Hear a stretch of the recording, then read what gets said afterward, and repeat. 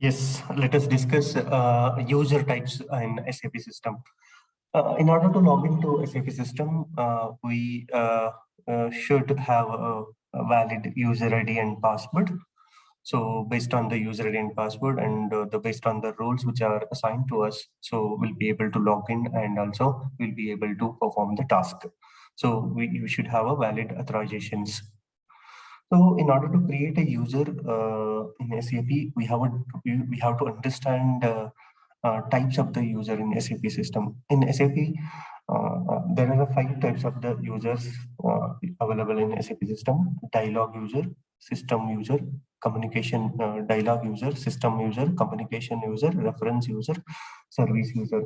These are the five types of users which are available in the system. Let us discuss one by one. What is a dialogue user? The name itself indicate dialogue. Dialogue means which is interactive. So we understood in our previous sessions what is a dialogue instance, what is a dialogue work process. Now dialogue user. So dialogue means interactive. If you create a user type as a dialogue, user, that user will be able to log in into the system. Dialog user, which is created for the user who will be able to log into the system. So when he log into the system, his initial password is checked, so that the user has to reset the password. And also, according to the company policy, like in some of the companies, every 60 days, 90 days, the password will be expired. So that the user has to change the password. Once the password is expired, user has to change the password. User can change their password once in a day. However, like basis administrator can change the dialog user password any number of times. For this user type, multiple logins are checked, and if appropriate, it will be allowed.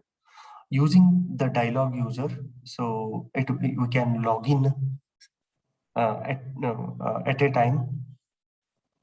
6 logins are possible.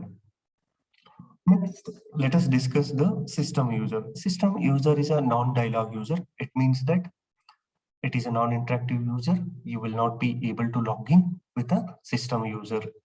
System user, which is used for administrative activities such as a background job processing, RFC communication for one SAP to another SAP system. So the initial password will not be checked here. So and administrator only can change the system password. Next, communication user. Similarly, the system user, communication user is also non-dialog user. It means that will not be able to log into the system, So this type of the user, which is used for technical activities such as RFC creation from one SAP to and another SAP system, which is used for other technical activities as well. So only administrator can change the password. These passwords are valid for a certain period and it will expire according to their company policy. Say, for example, if the company policy set for 60 days, then the password,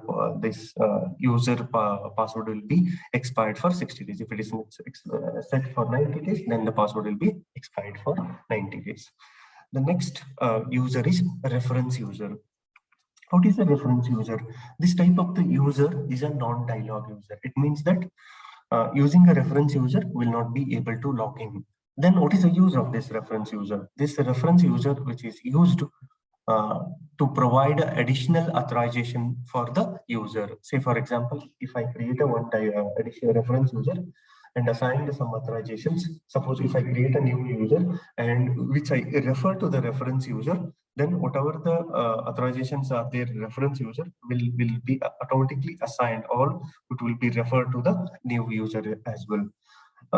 In our upcoming videos, I will show you how to create a reference user and the reference user authorization, how to assign a reference user authorization to the new user.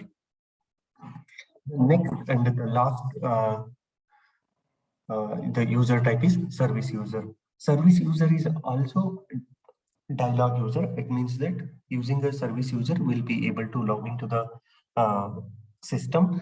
Here, initial password will not be checked. Any number of users can log in with this user, and only the administrator can change the password for this user. Generally, this user ID is created highly restricted authorization and given for a group. Okay, so what are now the service user and dialog user are almost similar, but there are some differences. Dialog user is also able to log into the system. Service user is also able to log into the system. However, dialog user initial password of the dialog user is checked. However, initial password of the service user is not checked. Okay, this is one difference. However, using a dialog user, we can, this user ID is created for one user. Using that user ID, maximum we can log in 6 times at a time. However, service user is created for a group of people with the same user ID, which is used multiple users, or any number of users can log in with the service user. Dialog users can change their password once in a day. However, service user has to be changed the password by SAP Basis Administrator. These are the different types of the user.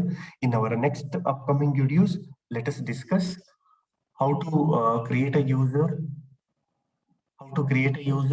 and how to unlock the user, how to create a dialog user, system user, communication user, reference user, and with the examples, I will explain you in the next video. If you like this our video, if this video is useful for you, then please share our video, like our video, and subscribe our channel. Thank you.